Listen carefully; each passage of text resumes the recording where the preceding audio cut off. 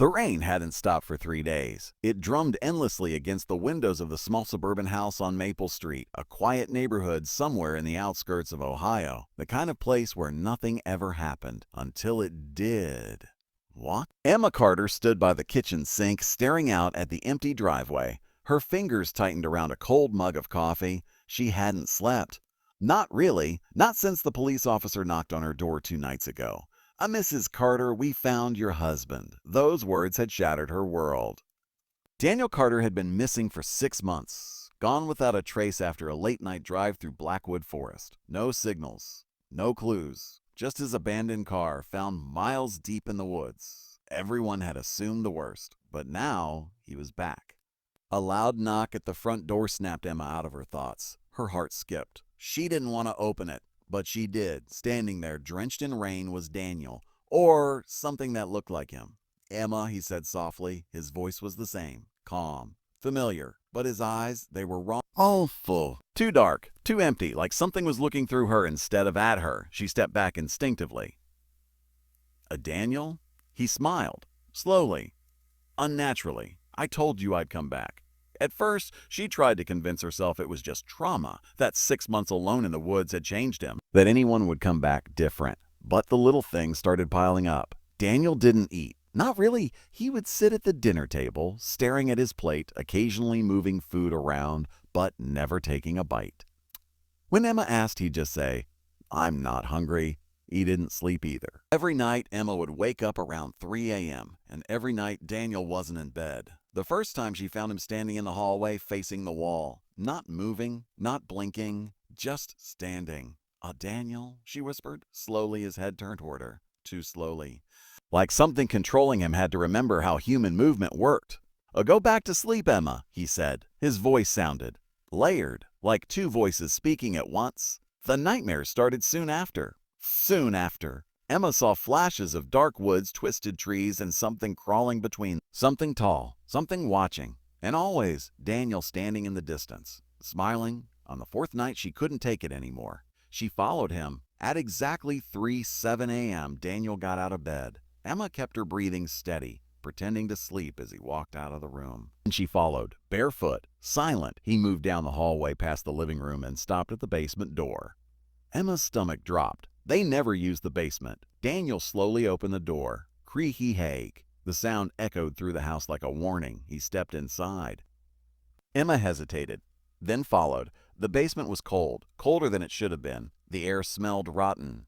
Emma covered her nose. Daniel?" she whispered. No response. She stepped further down, and then she saw it. The walls, covered in symbols, scratched, carved, painted in something. Not random. Patterns, circles, lines, shapes that hurt to look at too long. And in the center of the room, Daniel stood, facing something. Emma's breath caught. There was nothing there, but he was talking. "I did what you asked," Daniel said quietly. A pause, as if something replied. Emma felt her chest tighten. "She's here," he continued. Her blood ran cold. Slowly, his head turned. And this time, it wasn't slow. It snapped, directly toward her. His eyes, completely black now. No whites, no pupils, just darkness. "You weren't supposed to see this," he said. Emma ran. She didn't think. She didn't look back. She ran up the stairs, slammed the basement door shut, and locked it. Her hands shook violently as she backed away. "Daniel," she called, her voice breaking. No answer.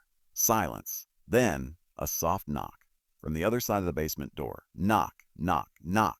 "Lokshi, Ham," his voice whispered through the wood, gentle, almost loving. "Open the door." She shook her head, tears streaming down her face. No, no." The knocking stopped. For a moment, everything was still. Then, bang, the door shook violently. Bang, bang, the entire frame rattled. Emma screamed, stumbling backward. "Emma!" The voice changed. Deeper, inhuman. "You let me in." The lights flickered. The temperature dropped instantly, and then silence again. Morning came, somehow. Emma sat on the couch, clutching a blanket, staring at the basement door. It was open. Slowly she stood, walked toward it. Every instinct screamed at her to stop, but she didn't. She looked inside. The basement was normal, clean, no symbols, no smell, nothing. Daniel stood there holding a cup of coffee, smiling. Good morning," he said, like nothing happened. Days passed. Emma tried to act normal, but she started noticing something worse. It wasn't just Daniel anymore. Things moved in the house. Shadows where there shouldn't be. reflections that didn't match reality, and sometimes she'd hear whispers calling her name from inside the walls. One evening, Emma finally confronted him. "Oh, what happened in the forest?" she demanded. Daniel stared at her for a long time. Then he smiled. "I got lost. I got lost. Ah, that's not true." Silence. "I found something," he continued. Her heart pounded. "What?" He stepped closer. Too close. "It found me first." That night, Emma packed her bags. She couldn't stay. She didn't care if it sounded crazy. She needed to leave. As she reached the front door, Daniel's voice echoed behind her. "You can't go." She froze, slowly turned. He stood at the end of the hallway. His shadow stretched unnaturally long behind him.